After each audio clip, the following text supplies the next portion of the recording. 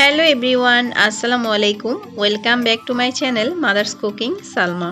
সবাইকে ওয়েলকাম জানাচ্ছি আজকের রেসিপিটি দেখার জন্য। আমার আজকের রেসিপিতে থাকছে খুব সহজেই হেলদিকর একটি শর্মা রেসিপি। তাহলে চলুন শুরু করি। এখানে লাগছে প্রথমেই আমাদের একটা ডিম পোস্ট, সাথে নিয়েছি গোলমরিচ, শুকনো মরিচ ভেজে, আর এই তো এখানে নিয়েছি 3টা রসুনের কলি। তার সাথে নিয়েছি গাজর কুচি, শসা কুচি। আর এই শসা আর গাজর থেকে পানিটা কিন্তু আমি চেপে আগে থেকে বের করে নিয়েছি। আর এই তো লাগছে আমাদের টমেটো সস। আর এখানে কিন্তু এখন সব রকম উপকরণ আপনাদের সাথে আমি দেখিয়ে দিচ্ছি। তার সাথে কিন্তু আমাদের লাগবে এই যে সস, এই সসের সাথে কিন্তু আমাদের লাগবে সাদা সিরকা বা ভিনেগার, যেটা আপনাদের হাতের কাছে থাকে তো সেইটাই আপনারা ইউজ করতে পারবেন। আর এই সসের রেসিপিটা কিন্তু অলরেডি আমার চ্যানেলে দেওয়া আছে, আপনারা চাইলে দেখে আসতে পারেন। আর এখানে লাগছে একটা ব্লেন্ডারের জার। তো এখানে কিন্তু ছোট জারটা আমি নিয়েছি, অবশ্যই চেষ্টা করবেন ছোট জারটা নেওয়ার।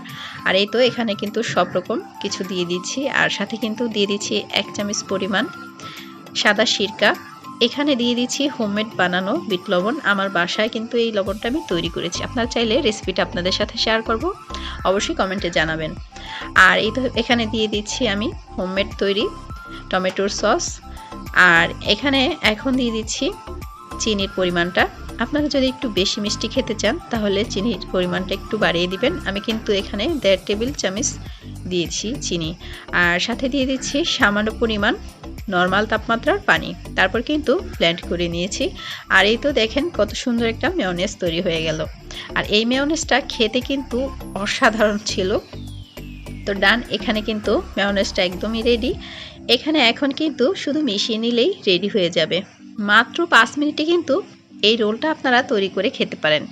আর এতটা মজা হয় খেতে, যেটা বলার বাহিরে। অবশ্যই কিন্তু ইফতারের সময় যারা ভাজাভাজি একদম স্কিপ করতে চান তারা কিন্তু এরকম একটা শর্মা তৈরি করে খেতে পারেন। খুবই হেলদিকর ও স্বাস্থ্যকর। এখানে কিন্তু ওই যে আগে থেকে রুটি বানিয়ে নিয়েছিলাম, তো তার মধ্যে কিন্তু এখন দিয়ে দিচ্ছি কিছুটা টমেটো সস। তারপর কিন্তু সেই মেখে রাখা সালাডটা আমি দিয়ে দিচ্ছি উপর থেকে। আর যে কোনোভাবেই আপনারা কিন্তু এটা রোল করে নিতে পারেন। তো আমি দুইভাবেই কিন্তু দেখিয়ে দিচ্ছি।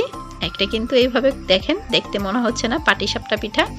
তো যাই হোক, এটা কিন্তু খেতে হয়েছিল ভীষণ মজার। চাইলে কিন্তু আপনারা বাসার সকলের সাথে এরকম মজার একটি রেসিপি শেয়ার করতে পারেন। আমার বাচ্চারা তো খুবই পছন্দ করে এই রেসিপিটি খেতে।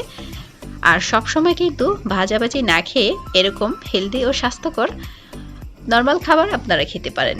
ইফতারে সারাদিন রোজা রাখার পর হেলদি করে একটি খাবার হলে কিন্তু মন্দ হয় না। তো সবাই অনেক বেশি ভালো থাকবেন। আজকে রেসিপি ভালো লাগলে অবশ্যই কমেন্টে জানাবেন। আর রেসিপিটি ভালো লাগলে অবশ্যই একবার বাসায় ট্রাই করবেন। আল্লাহ হাফেজ।